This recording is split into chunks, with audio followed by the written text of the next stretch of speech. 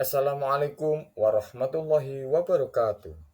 Saya Heri Mukhtar SPD, calon guru penggerak Angkatan 9 dari SDN Sidorejo, Kabupaten Sidoarjo, akan memaparkan tentang koneksi antar materi modul 2.1 pembelajaran berdiferensiasi. Apa itu pembelajaran berdiferensiasi?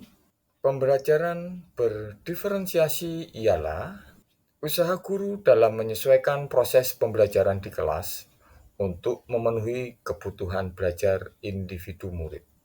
Maksudnya, pembelajaran berdiferensiasi adalah pembelajaran untuk mendukung semua murid di kelas kita. Setiap anak mempunyai kelebihan dan kelemahan masing-masing, begitu pula dengan minat, gaya belajar, kebiasaan, pola pikir, kemampuan literasi, dan lain-lain. Pasti berbeda.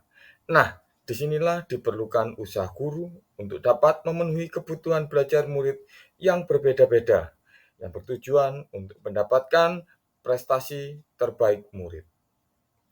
Bagaimana cara untuk dapat melakukan pembelajaran berdiferensiasi di kelas? Agar dapat melakukan pembelajaran berdiferensiasi, guru harus: 1. Memahami tujuan pembelajaran. 2. Mengetahui dan merespon kebutuhan belajar murid. 3. Menciptakan lingkungan belajar yang mengundang murid untuk belajar. 4. Melakukan manajemen kelas yang efektif. 5.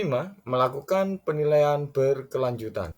Berkaitan dengan kebutuhan belajar murid, guru harus memahami 3 aspek, yaitu: 1. Kesiapan belajar murid atau readiness. 2. Minat murid. 3. Profil belajar murid.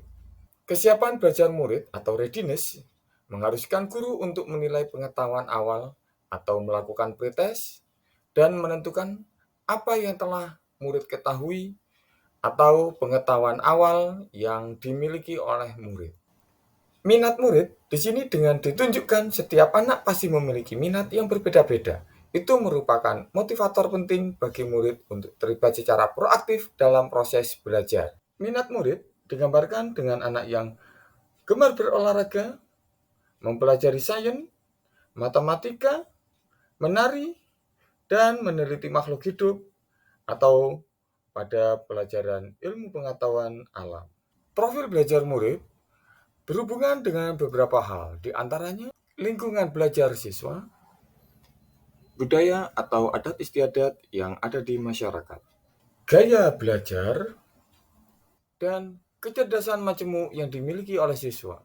Kebutuhan belajar murid dapat diidentifikasi berdasarkan cara-cara berikut ini: mengamati perilaku murid, mengidentifikasi pengetahuan awal, mereview dan melakukan refleksi terhadap praktik pembelajaran, berbicara dengan guru murid sebelumnya, membaca rapot murid di kelas sebelumnya, menggunakan berbagai penilaian formatif dan diagnostik.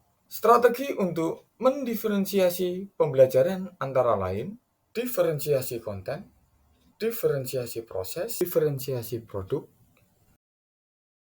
Diferensiasi konten adalah berkaitan dengan apa yang bisa diajarkan kepada murid, seperti materi, konsep, atau keterampilan yang perlu dipelajari oleh murid berdasarkan kurikulum.